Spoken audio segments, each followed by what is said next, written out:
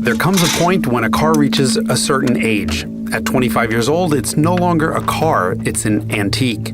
You don't drive it to work, you don't take it shopping. No, you're supposed to pull it off the road, clean it with expensive microfiber towels, and preserve it for future generations. That.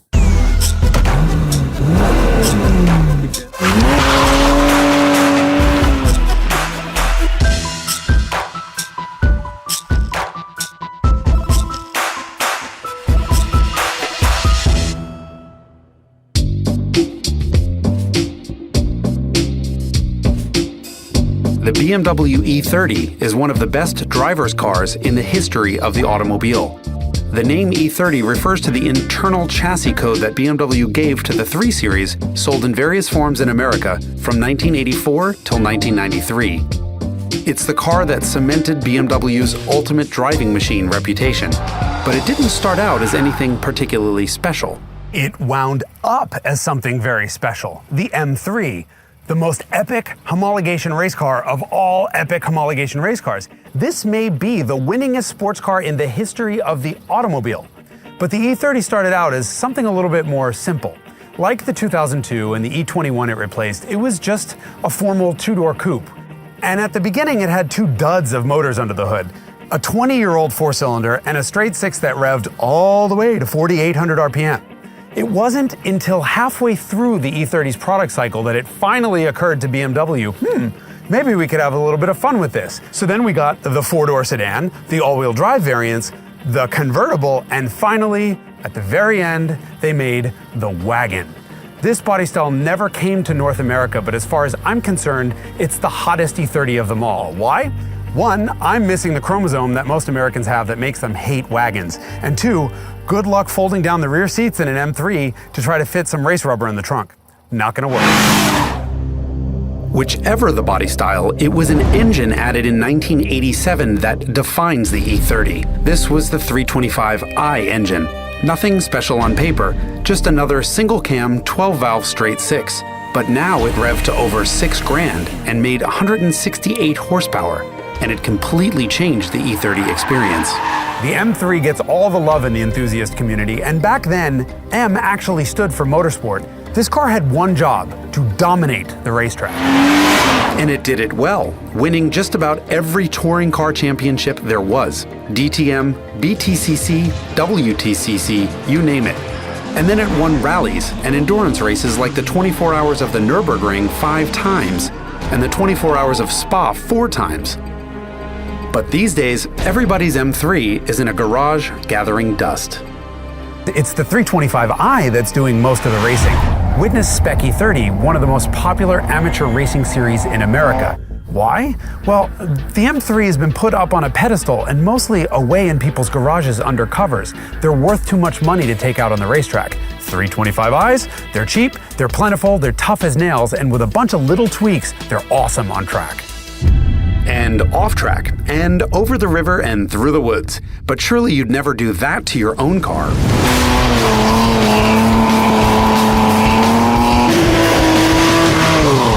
No, idiot! Come to New Hampshire and do it to someone else's car at Team O'Neill Rally School.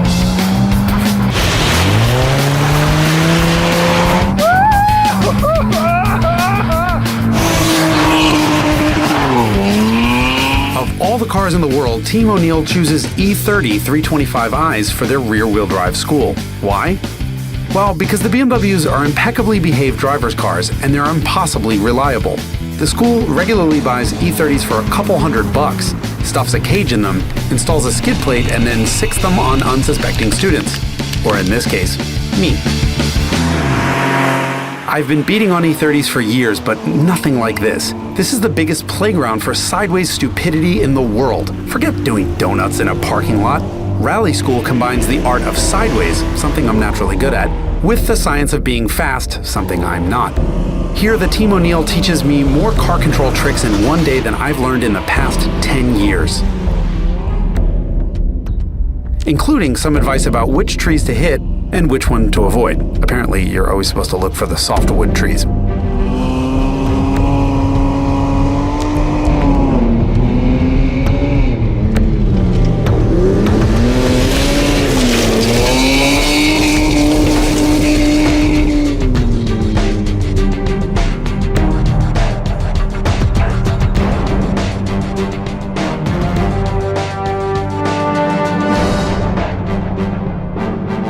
Somehow, I managed to convince the O'Neill guys that I would hit no trees in their poor red E30, and so they dragged it to Club Motorsports, a racetrack in New Hampshire that's so new it hasn't even been paved yet.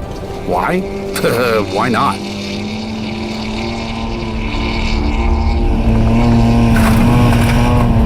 This poor car!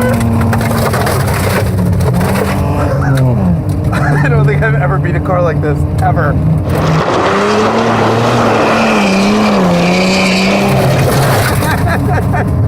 I can't stop!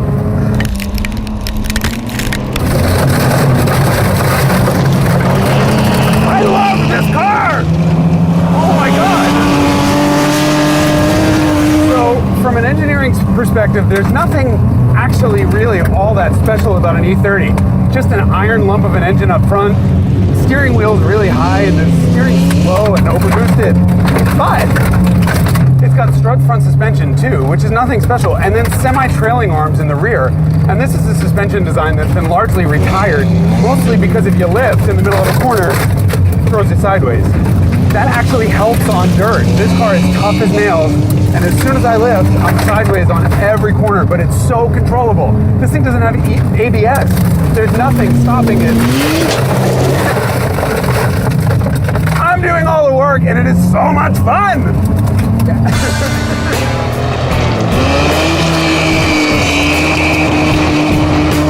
After spending an entire day doing everything possible to break the E30 and failing miserably, we thought it would be fun to get a lap time. So we sent out Wyatt Knox, who's an instructor at the Team O'Neill Rally School, to set a lap time. He's gonna try to break the record, which shouldn't be difficult because no one's ever driven here before, but you never know.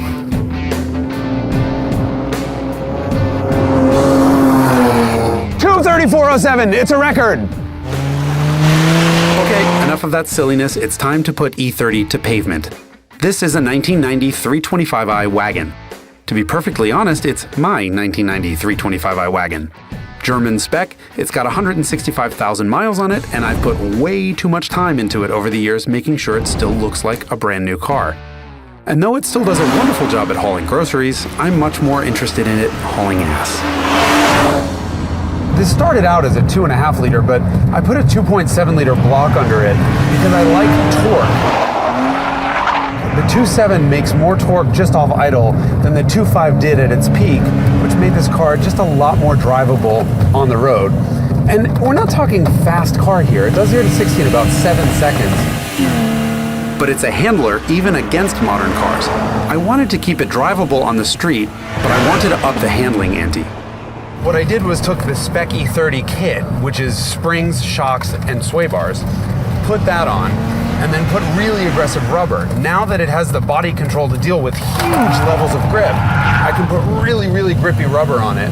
And I have Toyo Proxys RRs, which are the spec tire. The grip is absolutely enormous. The body control is just perfect. This thing refuses to understeer, and it's a riot. And the thing is, it sounds like a lot of modifications, but it's not. It's like $1,000 worth of parts and a day to bolt it all on. This is stuff you can throw on and then put it back to stock if you don't want to track your E30. It doesn't take a lot of money or time to get this thing to be seriously fast on track. No surprise there, it's a light car. This one weighs just 2,860 pounds despite all the wagony glass. And that's partly because it's got cranky windows, no AC, and none of the stuff you don't need. Oh, and the E30 is a tiny, tiny little car. Want a visual reminder of just how small the E30 is? Look at it next to the current 3 Series wagon. There is a 920-pound difference between these two cars. Can I drive it? That?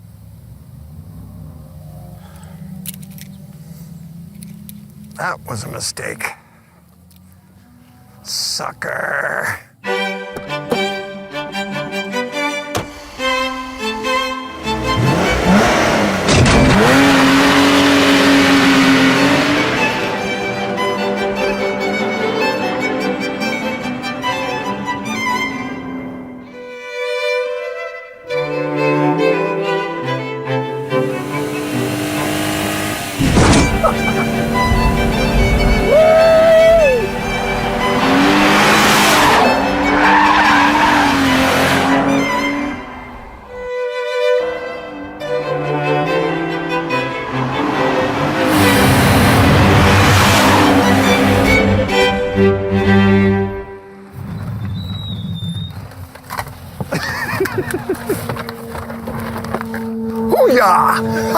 Well, I guess you enjoyed that, huh? Jason, that's a nice little piece you got there. The level of grip is so high. I could just feel the speed through the corner. I could see really the well speed. balanced. Yeah, I mean, it feels race car. Yes! Very cool. And you raced E30s, right?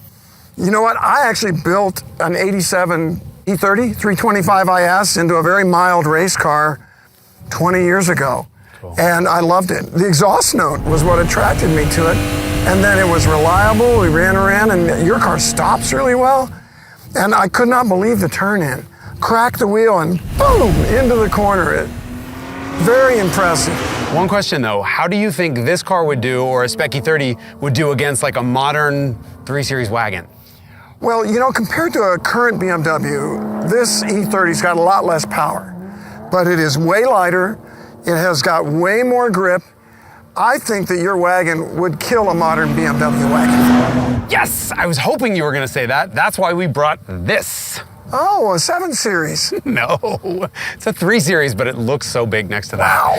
Wow. Remember, the 325 was the fastest Mac Daddy non-M 3 Series you could get, and so is this. This is the new 340i with the brand new straight 6, 320 horsepower, Wow. M Sport package, and then a track handling package on top of that. And what I want to know is, do you think my little wagon can keep up with this big non-M3 3? It's gonna be handling versus power. I don't know, this sounds like a fast car. 320 horsepower, it's double. Wow. Double. Yeah, but I think you can do it.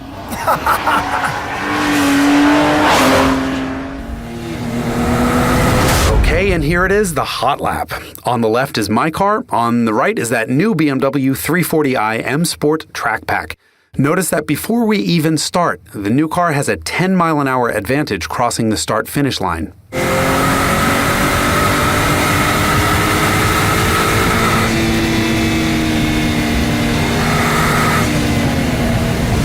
Because of its power advantage, the new car has pulled a 1.25-second lead before the cars even got to the first corner.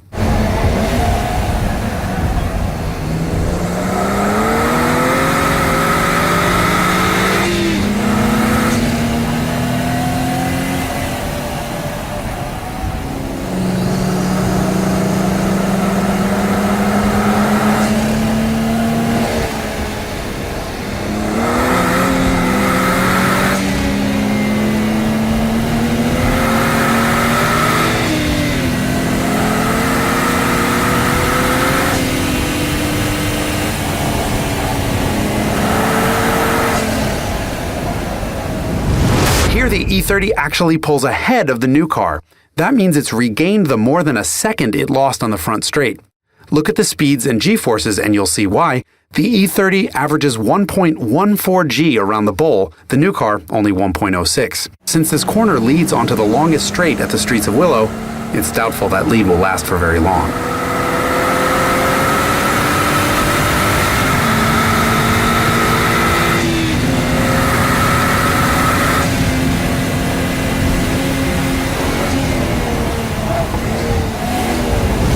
And it didn't. When we got to this cone, the new car's back in the lead. It pulled 12 miles an hour more on the back straight and gained 0.9 tenths of a second back.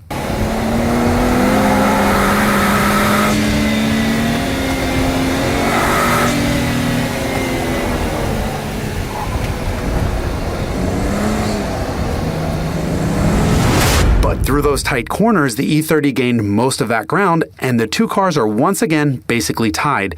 The 340i is just 0.13 seconds ahead.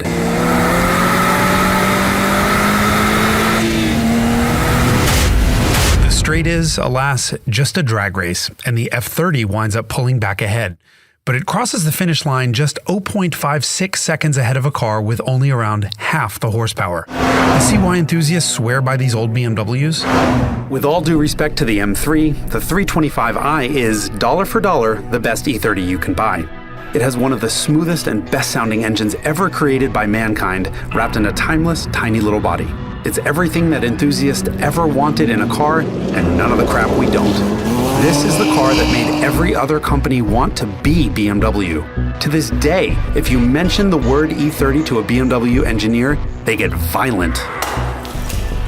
It may drive these guys nuts, but the E30 is still the benchmark watershed car for BMW. It's so good that Randy Pobst is still racing this one 25 years later. So good that our director Anthony actually bought this one during the filming of this episode. Drive an E30 and you too will understand why. If you don't drive one, you won't get it. On paper, this little BMW was nothing special. It debuted with zero new tech, none of the gadgets or gimmicks that today's BMWs pride themselves on. The 325i wasn't even trying to be a luxury car, it was only expensive because it was so well built. It wasn't trying to be a driver's car either, it simply did what its driver asked of it. And now, 25 years later, while all the M3s are pampered, it's the 325i that's being daily driven, rallied, raced, and most importantly, worshipped. E30, E30.